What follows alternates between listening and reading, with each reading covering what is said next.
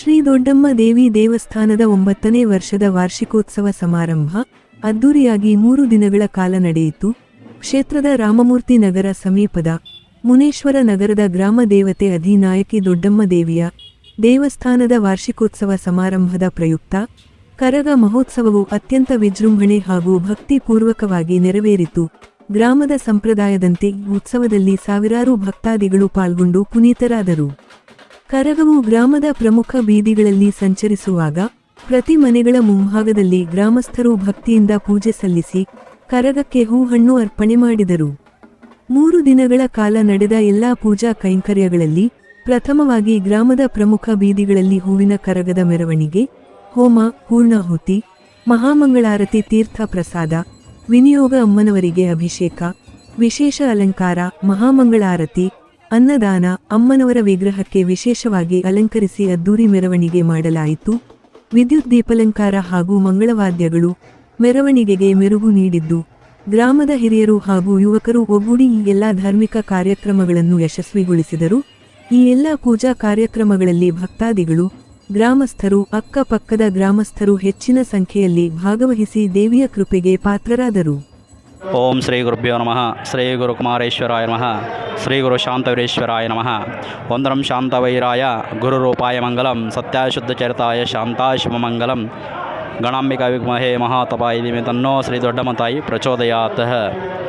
ಇವತ್ತಿನ ಒಂದು ಶುಭ ಸಂದರ್ಭದಲ್ಲಿ ಶ್ರೀ ಮುನೇಶ್ವರ ನಗರದ ಗ್ರಾಮದೇವತೆಯಾಗಿರ್ತಕ್ಕಂತಹ ಶ್ರೀ ದೊಡ್ಡಮ್ಮ ದೇವಿ ದೇವಸ್ಥಾನದ 9ನೇ ವರ್ಷದ ವಾರ್ಷಿಕೋತ್ಸವ ಕಾರ್ಯಕ್ರಮವನ್ನು ಏರ್ಪಡಿಸಲಾಗಿದ್ದು, ದಿನಾಂಕ 23, 24, 25 3 ದಿನಗಳ ಕಾಲ ನಿರಂತರವಾಗಿ ಅತ್ಯಂತ ವಿಜೃಂಭಣೆಯಿಂದ ಒಂದು ಕಾರ್ಯಕ್ರಮವನ್ನು ನೆರವೇರಿಸಲಾಯಿತು. ಪ್ರಥಮ ದಿವಸ 23ನೇ ತಾರೀಕಿನಂದು ಕರಗ ಮಹೋತ್ಸವ, 2ನೇ ದಿನವಾದ 24ನೇ ತಾರೀಕು ಬಹಳ ವಿಜೃಂಭಣೆಯಿಂದ ಹೋಮ ಹವನ ಕಾರ್ಯಕ್ರಮಗಳನ್ನು, ಕಲಶಾರಾಧನೆ ನೆರವೇರಿಸಲಾಯಿತು.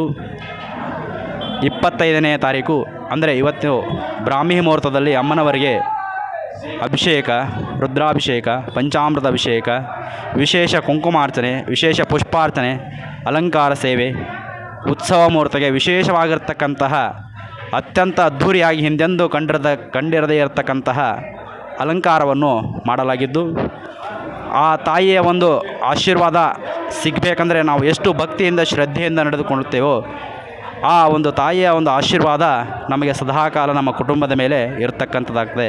ಉದಾಹರಣೆಗೆ ಹೇಳಬೇಕಂದ್ರೆ, ನನಗೆ ಮದುವೆಯಾಗಿ ವಿವಾಹವಾಗಿ ನನ್ನದೇ ಆಗಿರ್ತಕ್ಕಂಥ ಒಂದು ಉದಾಹರಣೆ ಹೇಳ್ತೇನೆ. ಮದುವೆಯಾಗಿ 5 ವರ್ಷಗಳಾಯಿತು.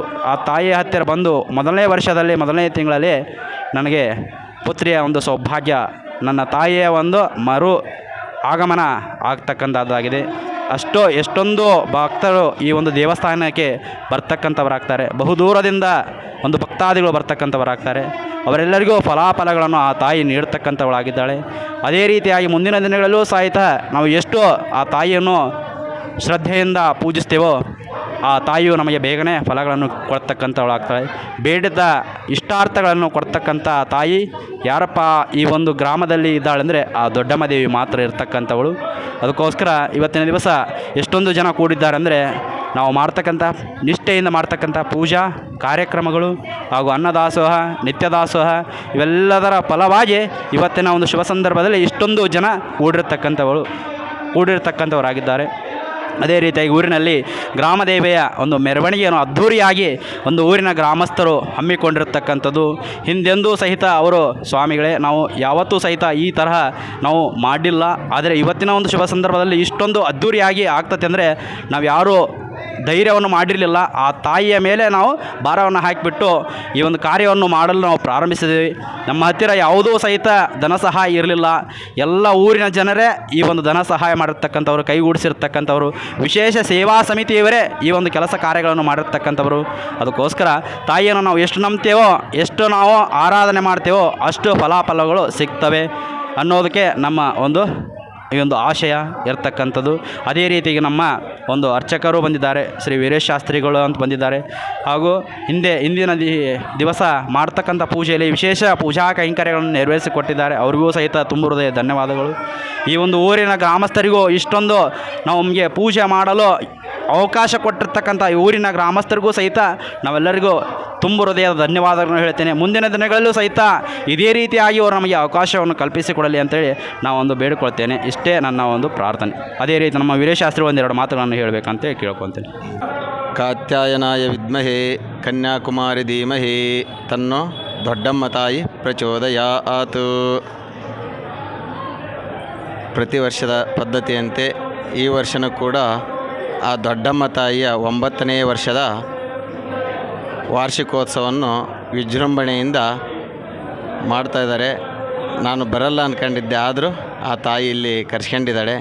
ಆ ತಾಯಿಯ ಸೇವೆಯನ್ನು ಮಾಡಿದ್ದಕ್ಕೆ ನಮಗೂ ಒಂದು ಒಳ್ಳೆಯದಾಗಿದೆ. ಎಲ್ಲ ಬಂದ ಭಕ್ತಾದಿಗಳಿಗೆ ಎಲ್ಲರಿಗೂ ಒಳ್ಳೆಯದಾಗ್ತಾಯಿದೆ. ಎಲ್ಲ ಇಲ್ಲಿ ಅಕ್ಕಪಕ್ಕದಲ್ಲಿರ್ತಕ್ಕಂಥ ಎಲ್ಲ ಭಕ್ತಾದಿಗಳು ಪ್ರತಿ ದಿವಸ, ವಾರ, ಅಮಾವಾಸ್ಯೆ, ಪೌರ್ಣಮಿ ದಿವಸ ಆ ತಾಯಿ ಆಶೀರ್ವಾದ ಪಡ್ಕೊಂಡ್ರೆ ಎಲ್ಲರಿಗೂ ಒಳ್ಳೆಯದಾಗುತ್ತೆ. ಈ ಭಕ್ತರಿಗೆಲ್ಲ ಈ ನಗರದ ಎಲ್ಲ ಭಕ್ತರಿಗೆ ಒಳ್ಳೆಯದಾಗಲಿ ಅಂತಂದು ಆ ದೇವಿಯಲ್ಲಿ ನಾನು ಕೇಳಿಕೊಳ್ತೇನೆ.